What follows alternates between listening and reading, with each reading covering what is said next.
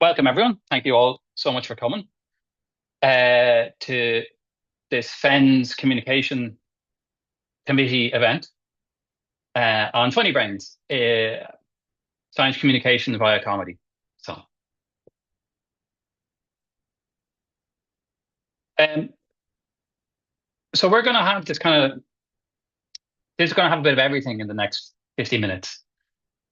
We're going to introduce ourselves, so I'm not going to introduce my uh, colleagues. They'll get to introduce themselves. And then we're going to talk about why humor might be, and it's not comedy, it's humor. It's just kind of like thinking maybe absurdly about your work and using it for science communication, um, and the different types of.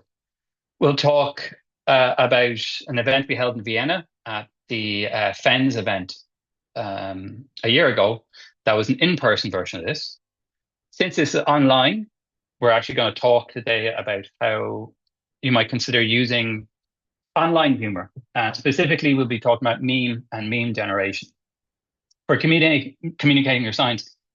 And we're not just talking about the general audience communication. It can be a very specific communication as well. So it can be to your peers or promoting something.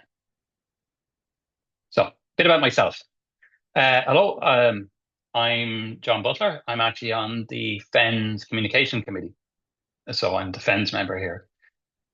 I have a PhD in computational fluid dynamics. So I'm not initially a neuroscientist.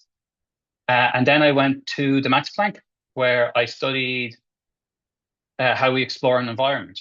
So that's when I started working in neuroscience, hence I'm part of FENS. And following on from that, I moved to America and I did research on sensory processing in people with autism, looking at EEG and multi-sense integration. And then, if I hadn't become a parent already, I'm Irish. So I returned to Ireland over 10 years ago to work on movement disorders. And now I am a tenured lecturer in the School of Mathematics and Statistics, where I do a whole swath of research using math, stats, and behavioral studies to look at different aspects of sensory processing. But why am I the person kind of representing the FENS committee here is because, well,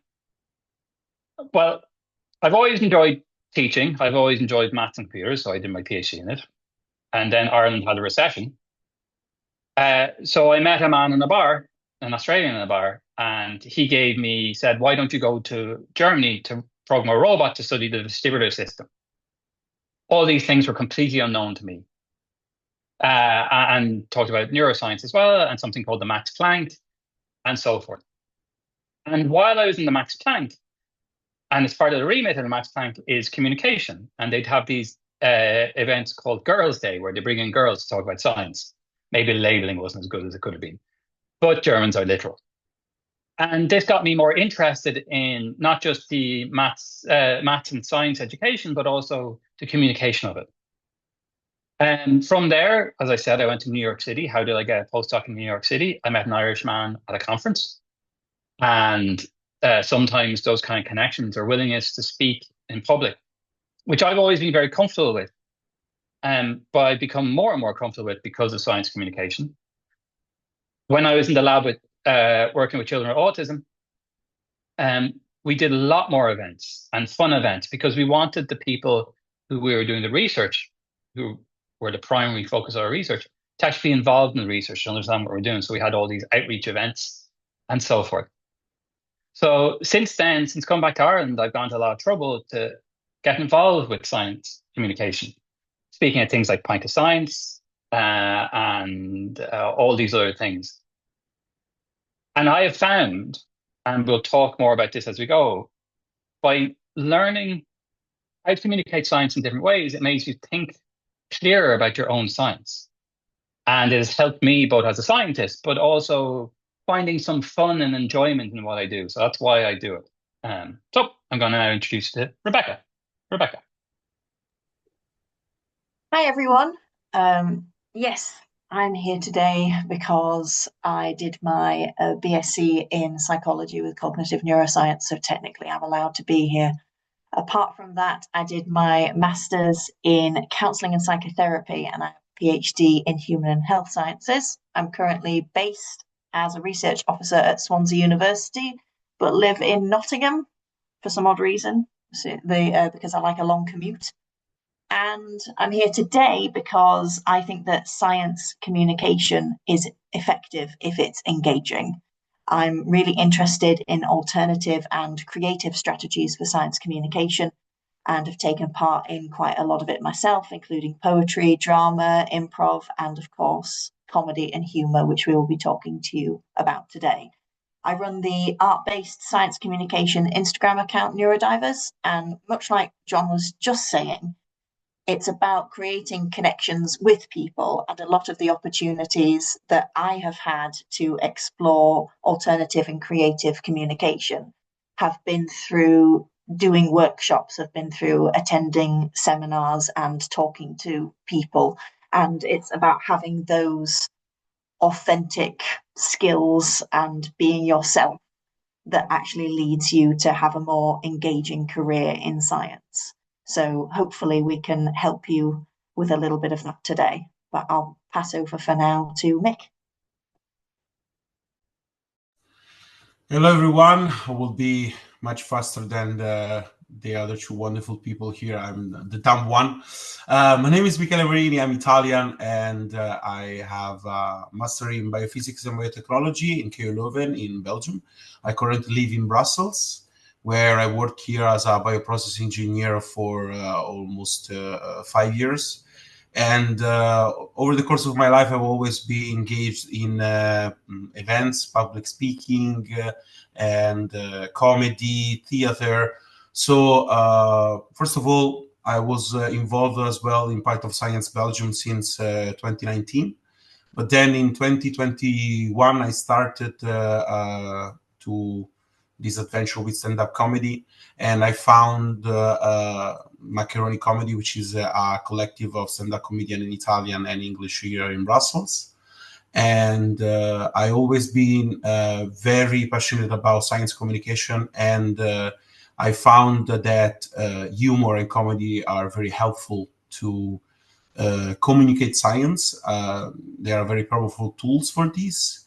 And so in 2021, I started to work as a marketing and communication specialist because I decided that my time in the lab was over. And now this is what I'm doing. And I divided my life between comedy on stage and science communication. So I think that we can start directly with some examples about what does mean to communicate science through comedy or through humor. Here we have a couple of examples. I don't know if you're able to hear. Let us know if you can hear it, because for now I don't hear anything. I don't know if it's because, John, your microphone is off. Maybe it's that. Try to switch on the microphone. Let's see if it's working. Let me try. I thought I had a fix, but I'm just gonna stop sharing.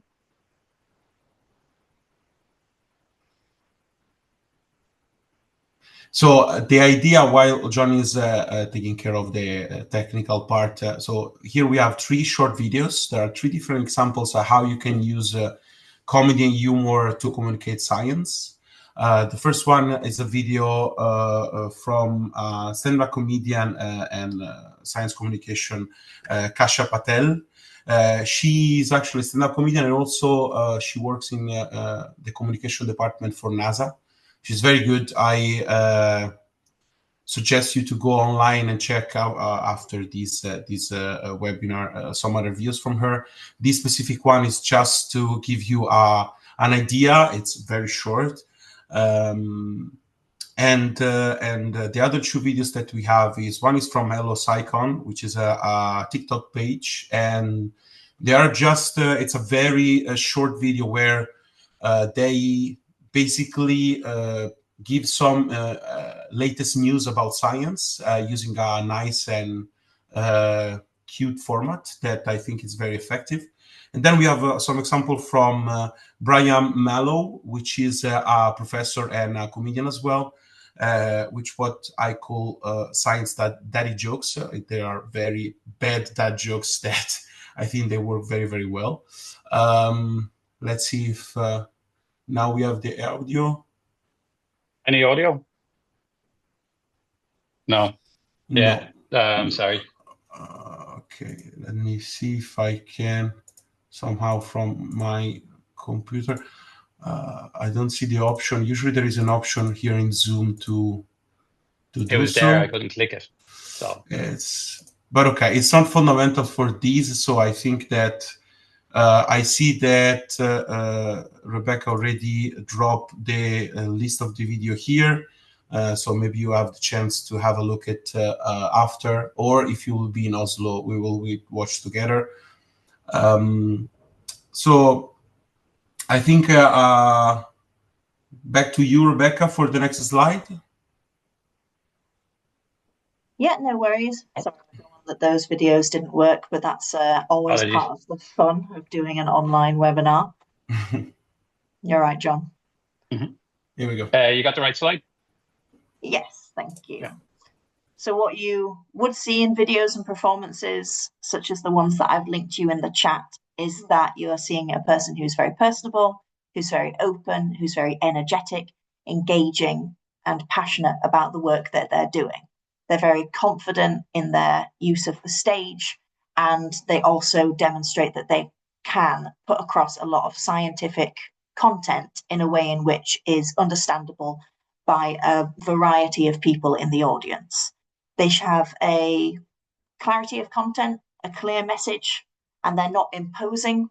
They're kind of reducing the power dynamic between themselves as a scientist, as a presenter, as an academic, as a comedian, and the audience, so that they can reach a kind of a nice dynamic between the two of them. It's about working with the audience and not putting yourself out to the audience. So we've seen how these qualities in some of these papers that are linked up here impact knowledge transfer in a really positive way. And these are some of the qualities that we encouraged in our workshop last year, which I just want to do a bit of a plug for because I really enjoyed it when we did it. Can I have the next slide, please, John? It's going through the classics now. There we go. Oh, perfect. See that lovely big space there? So it was a 2-day workshop. On the first day, we did a dreaded icebreaker. We called it that because we know that sometimes doing an icebreaker can feel quite awkward for a lot of people, but I promise the icebreaker was a nice one that wasn't in any way scary. And then we spoke about the importance of science comedy, a little bit of which we've done today. And then we gave the room prompts for finding the humour in their work. Now, to reiterate what Mick was saying earlier, we're not trying to get you to be comedians. We're trying to get you to find the humorous elements within your work and the things that could really connect you with your audience. So we put a couple of prompts up there on the screen and we talked through them. And then we got people to sit down and have a think about their work. We went round the tables then speaking to individuals to help people develop their stories. And there were quite a few people that just wanted to do that. They just wanted to make some notes and get an idea of a narrative that they would give in a small talk, or later on when they were feeling more confident or had more to talk about.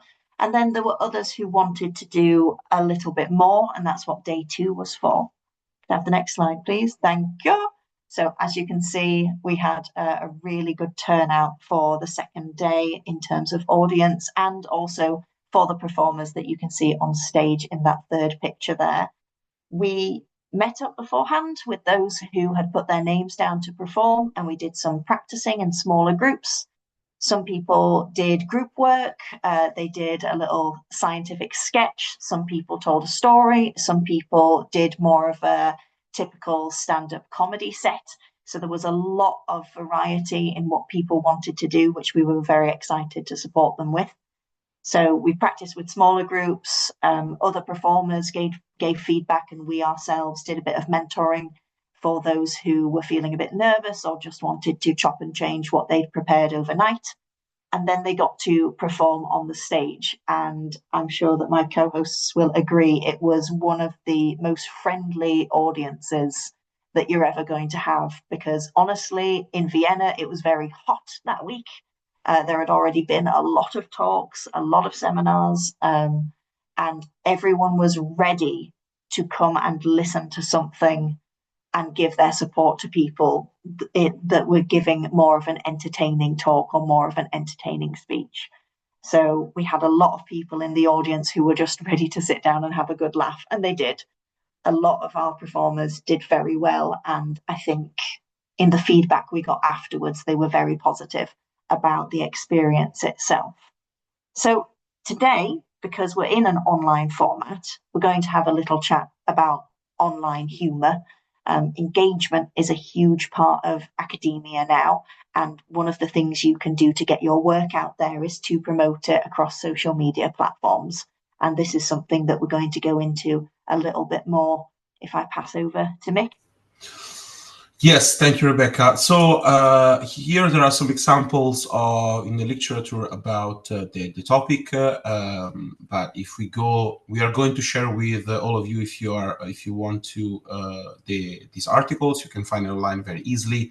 But if we go in the next slide, just to see what actually is the benefit, to make a bit of a summary. What actually is the benefit of using humor in the communication also online is more or less this. So it's easier in this way to get the attention of the people, especially in an environment like social media, where it's very difficult and there is so many inputs and so many things happening at the same time.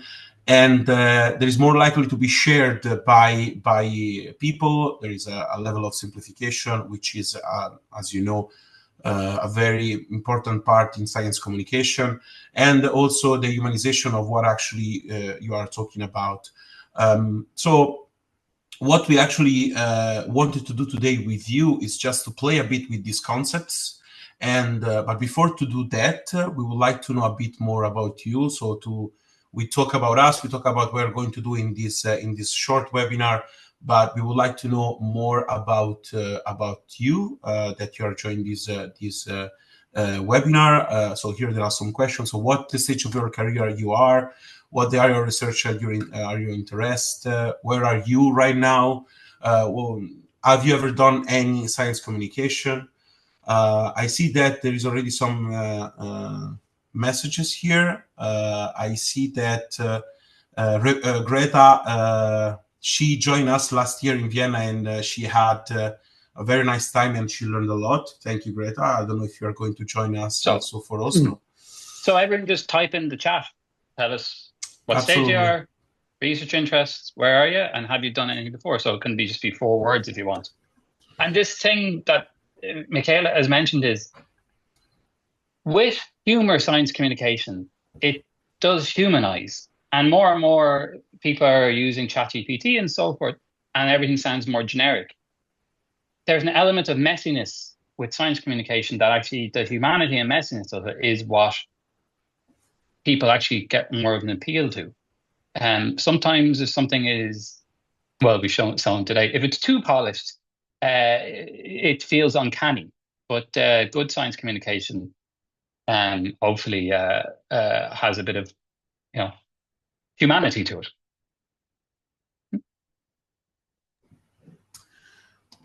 So in the meantime, I see that also Rui asked if we can share the link in the chat.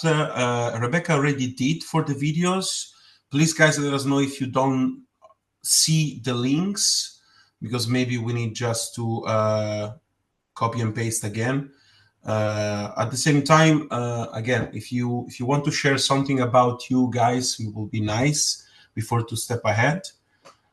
And also in the very strict form that John proposed, that is very effective. Okay, so let's see if it's weird. I don't see any link. Okay, we will figure it out this later, but in theory should be there. So I see here that Adam, first year of PhD student. Good luck with that, Adam. Alena, I have recently completed my Master of Science in Clinical Cognitive Neuroscience from Sheffield Hallam University. I am interested in neuroscience research within the UK. I'm looking for a job. This webinar is so interesting and informative. Thank you, Alena. I hope that is going to be helpful. Laura seems to be already an expert in science communication. She's based in Luxembourg, postdoc, brain health. Yeah, John actually mentioned about AI, and we have also some people here studying and working on with AI, which is very good. And sometimes, like neuro AI, like when I give talks to schools about neuro AI, you get some really fascinating chats from kids about what they know or what they don't know. And like even 2 weeks ago, I was teaching a group of 10-year-olds how to do a dot product. I didn't use that term, but somehow even getting them to do the maths or even learning about things like this, there's a way of introducing that can be fun and enjoyable that hopefully will turn back to your own learning level. Sometimes people go, oh, neuro AI, it's too whatever. But I teach differential equations to 10-year-olds. I just don't call them differential equations, you know?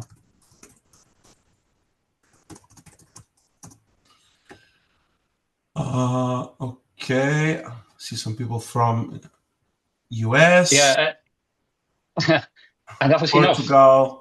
Like if you deal with a disease group, like people with autism or neurodevelopmental disorder, whatever, it's not about the comedy of the disorder. It might be the absurdity of how we approach it, you know? Like, for example, in America right now, you can't only research women. How do you research menopause? Because that's DEI. There's absurdity in all things and tragedy. So will we keep going? Yes. I see that some of you right here. Thank you so much for share with us. So how to use memes for science engagement. It seems stupid, but actually we can use memes very effectively to first of all just catch the attention of an audience, but also to create some mnemonic strategy to help people to connect some words, some concept, some definitions to a specific meme that can be interesting. Here there are a few examples. They are very, very basic, very, very stupid, but very effective. And this can be one of the strategies, some mnemonic strategy. But there are other things that we can do with memes. These we are going to provide to you some examples. But another one can be, for example, introducing a topic. This is something that you might have seen during your classes. I remember that one of my professors loves to have a specific memes before to start a new topic. Here there are two different examples, but this is not only the case. Another use of memes can be actually to create some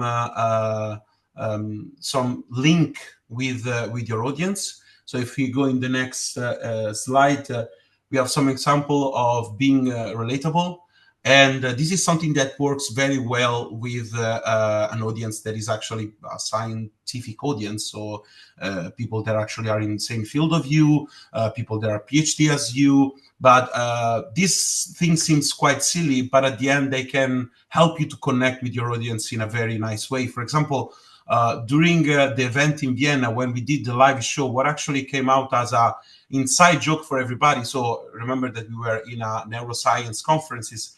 There were one of the fil rouge of all the event is the fact that most of the people sitting on the audience or jumping on the stage, they worked or they had worked with mice.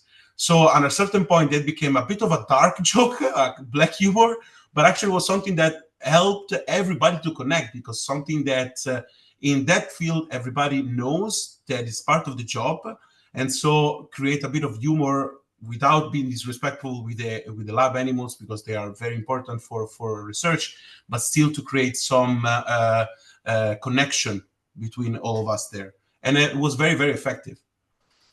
And I leave the stage back to John for this last one, because this is a very nice example. So I'll put the link in the chat in a minute.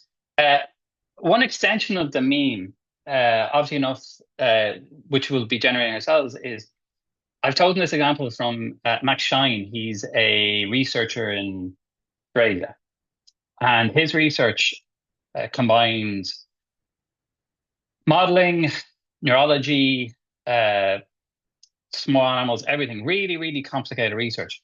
But because his research is so strong, James McShine has a real ability to actually show the enjoyment in it.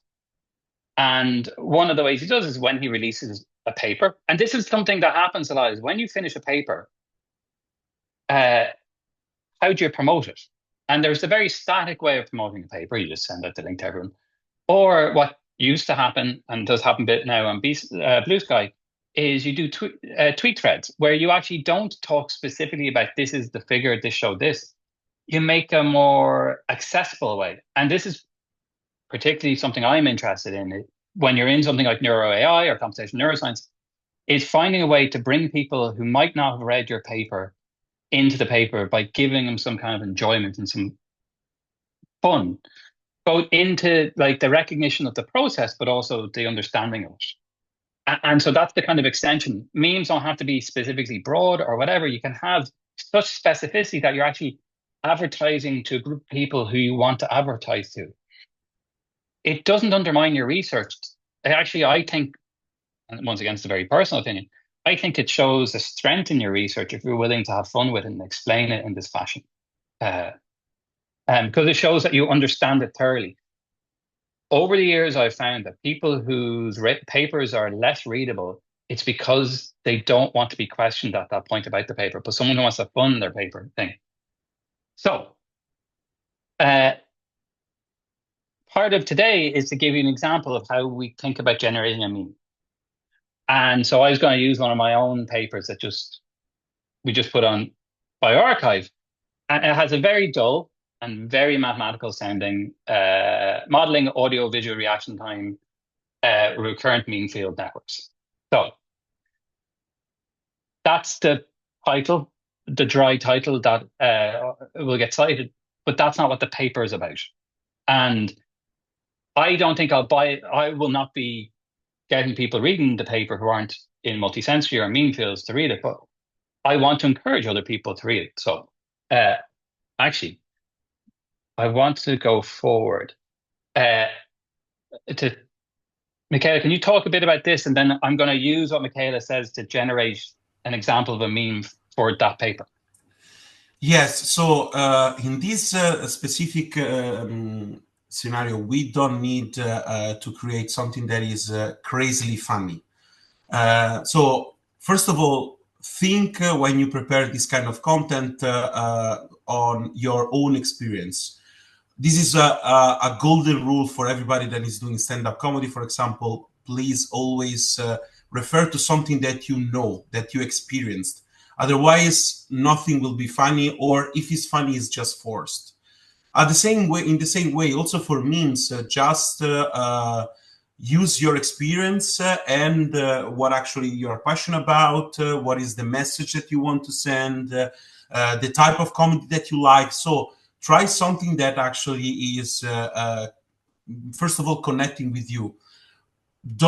You should not care about your audience. I mean, you should care your audience in terms of the level of complexity that you want to use for the meme, but in general, for the joke or whatever. But in general, first of all, you should do something that is funny for you. Otherwise, it will be difficult to put it in place and to think about that. Then, especially in this context, these things doesn't have to be perfect. So it's just an exercise. So try and error, because only in this way you can come up with something interesting. And again, you don't need to have something that is the best joke ever made. It's something that can create a connection with the audience. And a very important rule, don't be a dick. So everybody can be funny. We don't need to punch down. We don't need to be a bully. So keep this in mind when you prepare your jokes or your memes. So,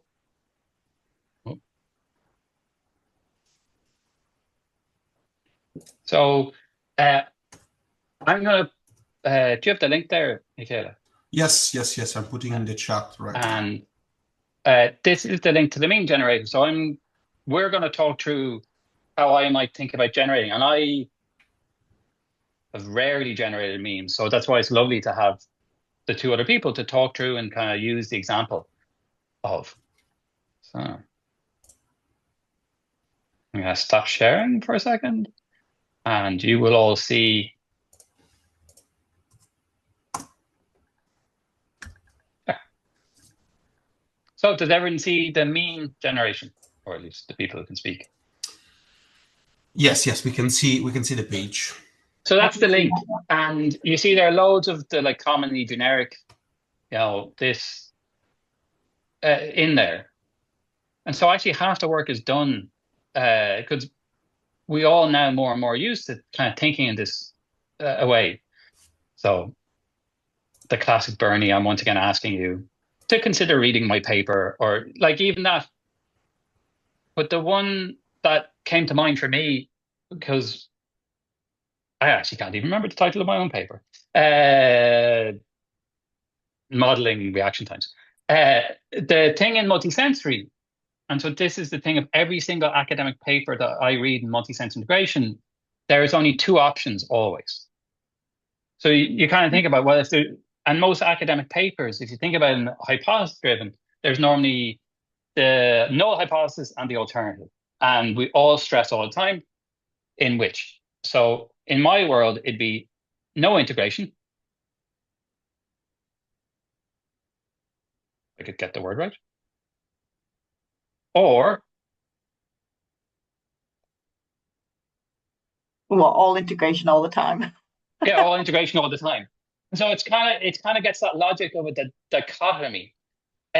It's not hilarious, but it kind of shows. And then what you bring in is every single multisensory paper, or every single multisensory researcher is constantly stressing about which one of these is going to be, and my whole career is based upon one or the other. But like the reality is, we both know, if you're a researcher, you know it's never actually going to be the absolute one or the other. And so the kind of logic is, like, to promote this paper, I could get a meme like this to say, well, I don't really, if you worry about this paper might help you actually answer both sides of this question. And so like this meme generator is so straightforward. You just go, generate meme. And that's it. And then, well, I just download them after that. Do you do anything fancy with them after that, Michele? That's perfect. Yeah. So you see, like even something, it's not stunning, but at least it's a way of getting someone to look at your paper without saying, I have designed two nonlinear differential equations, one that models the winner-take-all approach, the other that models the classically assumed sum approach. Because you're in a different medium, you can actually communicate the same thing and make it such that this is much open for a broader environment in this way. So what we want now is for everyone to have a blast at generating a meme of their own and dropping it into have you put in the drive? Yes. So you can see in the chat, I put there the link for the meme generator. You are free to use another meme generator if you want. It's not important. And a link for a drive, a Google Drive, where you can drop actually the meme or the memes in case that you want to do more than one. We are going to give you, I think, 10 minutes, 5 minutes. 10, yeah. 10 minutes, 7 minutes. So we have then 10 minutes to have a look together with that about what you put there. So feel free to drop everything in the drive. Remember, these are a few there. I see that somebody already is doing something. Just drop something in the drive. Feel free to use any type of memes. Remember that this can be something that can be unhooked for an Instagram page or for, I don't know, a TikTok or for wherever makes sense for you in a internet environment. But it can be also a slide deck, a slide in your presentation, a final slide, a beginning slide, a breakup slide, whatever you want. Just try in this stage, especially just try out as much just as try. you want. It's a first draft. It's a draft you wouldn't show of a paper, but we're asking you to give it a go. Absolutely. And once you have done that, we will have a look all together, and we will open some of these memes, and so we see what actually we have there. Please let us know in the chat if you have issues to generate or to save everything in the drive. Please don't cancel anything and don't delete anything in the drive, of course. And if you have any questions, just drop in the chat. We also have the option down at the bottom. There's a Q&A box. So if you have any questions about science communication or science comedy in general, you can pop them there and we can have a bit of a natter about it whilst we're creating them. I've created my Bernie one, John.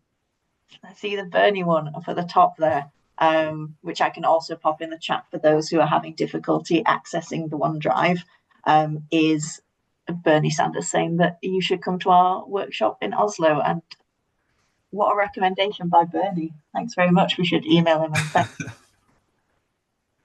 Very nice endorsement indeed. I think so, yeah.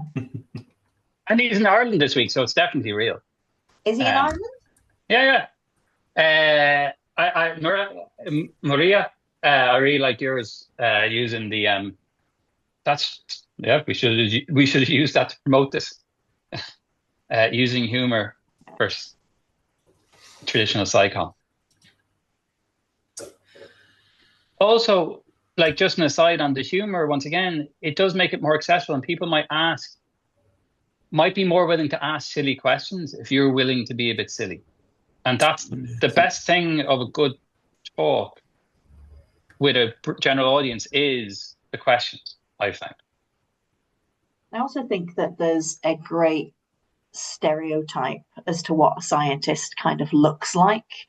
And I think some of the qualities of a stereotypical scientist are that they are maybe a little withdrawn, or they're not necessarily friendly and they're very serious. And there's only so effective that science communication can be if we aren't ourselves open as scientists to talk to people. And one way of addressing that and showing that we are willing to have these conversations and reduce the power dynamic between the ivory tower academics and the public who we're trying to engage our work with is being personable and is kind of looking for the humor and the light-hearted elements of work.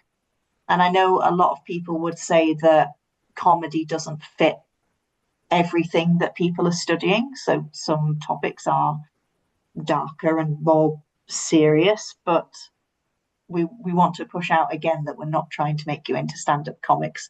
We're just trying to give you the confidence to think about things in a lighter way and put it across in a way that's more understandable and you can connect people with better.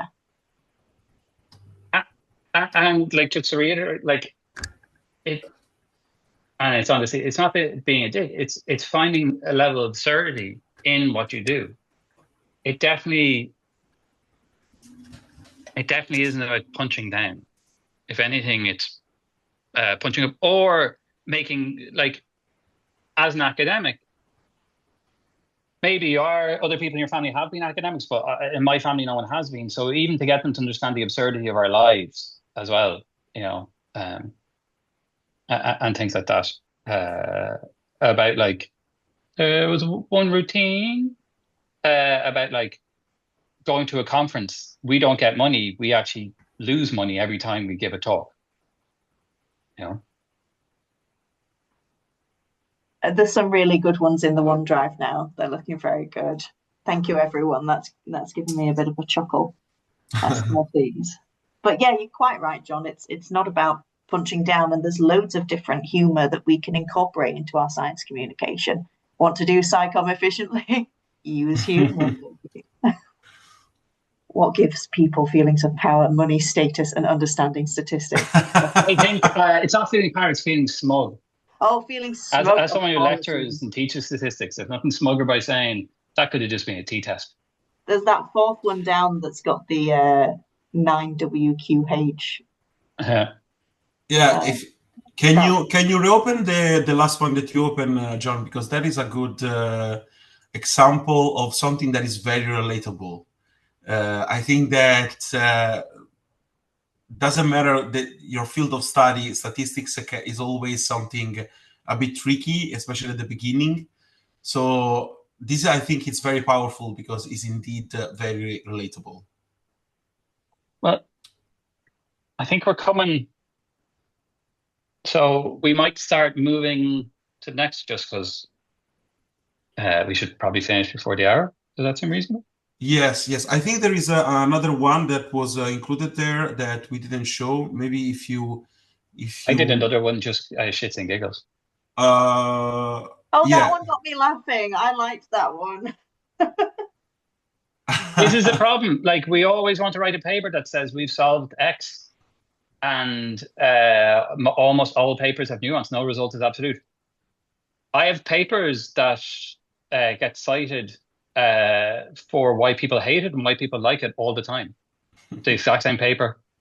You know? Okay, we have a very last one that was just included, and then we move forward. I think you need to refresh the page. Oh. Meme 2, exactly this one. Mm-hmm. Yes. As someone who's wrote a grant recently to do some MEG, I feel a bit like that. Very much so. Feel free, guys, to drop here other memes. Even after this webinar, we will share with you the link, and you will be able to have a look, to download all of them. Probably we will send a zip file with all the memes at the end with other information, and maybe I don't know if also the presentation, if we can share the presentation. But all the information will be provided. Thank you to everybody that actually generated the memes. And some of the science communication papers that involve comedy we can put up on there as well, if you guys would be interested. Yeah. And if you're interested in doing an in-person one, which doesn't focus on, obviously, memes and focuses instead on doing things like sketches and stand-up comedy, although you don't have to do it, you don't have to be funny, you can come along and learn about that in Oslo, which is very exciting because it's so soon. And you can register now as well to it. I'm going to pop the link in the chat as we speak. Hang on. And like Michele was saying, like, on a broader thing is, there are many opportunities like Point to Science and all these other events that are great ways to hone your speaking skills. And sometimes it's not even about being a better speaker, it's just being less nervous getting on stage, because it's so important to be comfortable at least walking onto the stage at points. I'd like to thank everyone for coming. If you want to know anything more about what we do, here's some our emails and links and whatnot, and we can throw whatever.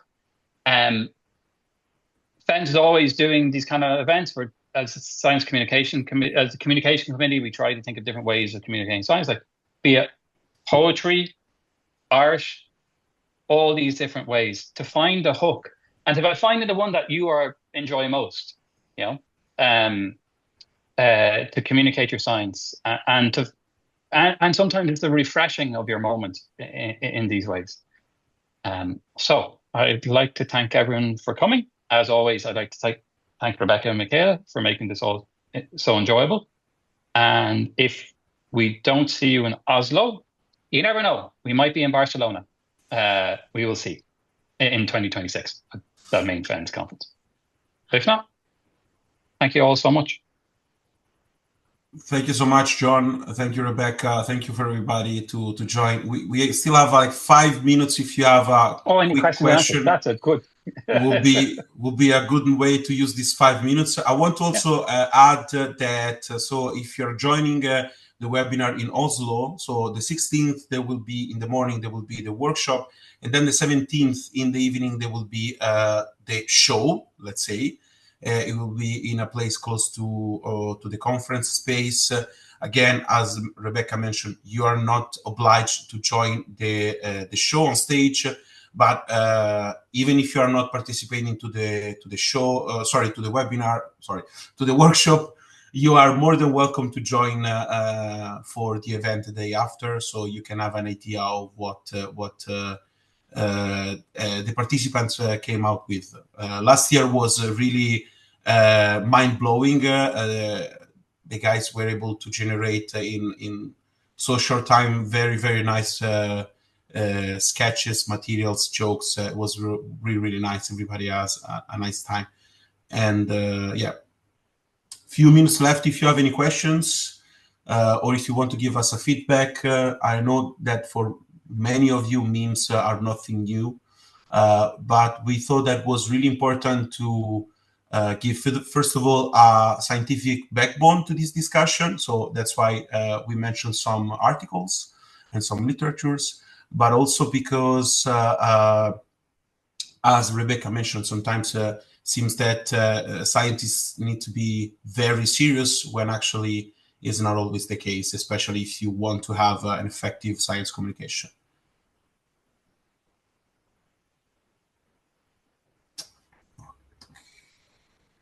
So yes, you can all feel free to go, but if you have any questions or chat, we will just naturally be here talking about comedy in science communication probably. If they don't stop us, then we'd probably go on for another 10 to 15 minutes, just us lot discussing it, because I think we're quite passionate about it and think that it's something interesting to bring to FENS as well, don't you, John? It's quite different to what else is offered during the week, workshop wise. Yeah, and sometimes in a amuse bouche replenishes your enjoyment of the science, like a bit of comedy.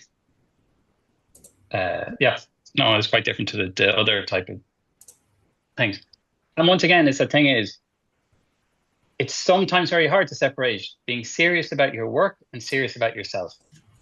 And science comedy is a good way of realizing the seriousness is about the work and not the person, which is a healthier way to deal with paper rejections and so forth.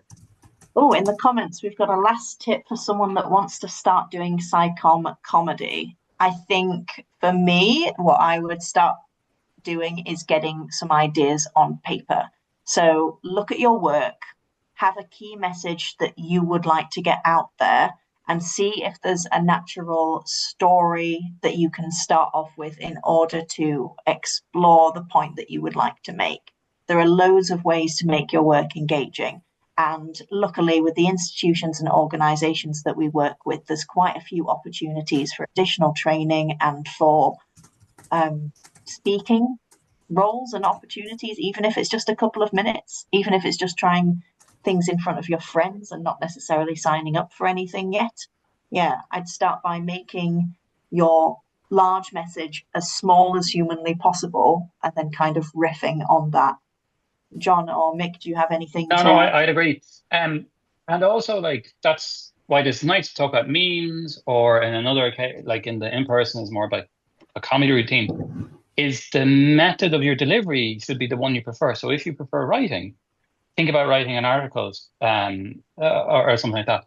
If you prefer spoken, then, as Michele said, like Pint of Science is a great place to start. Now that's over for this year, but it comes back around.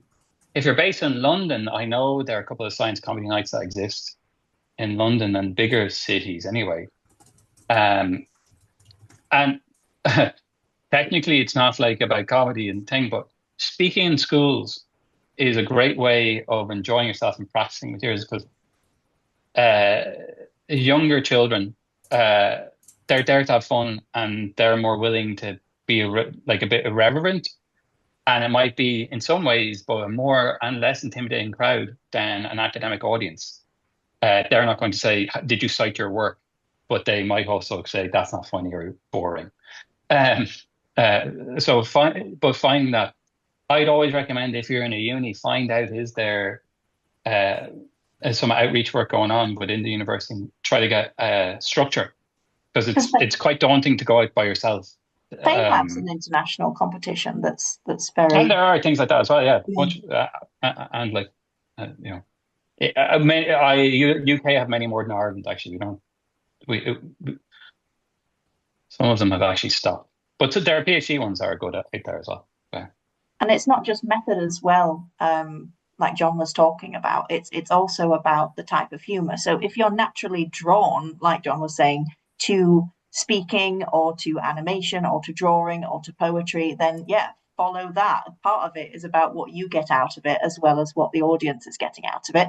But it's also humor type. If you're more dry, if you're more witty, if you're darker, if you do sarcasm, yeah, follow those, and those will be naturally ways of getting started. Mick, do you have a top tip as our practicing comedian?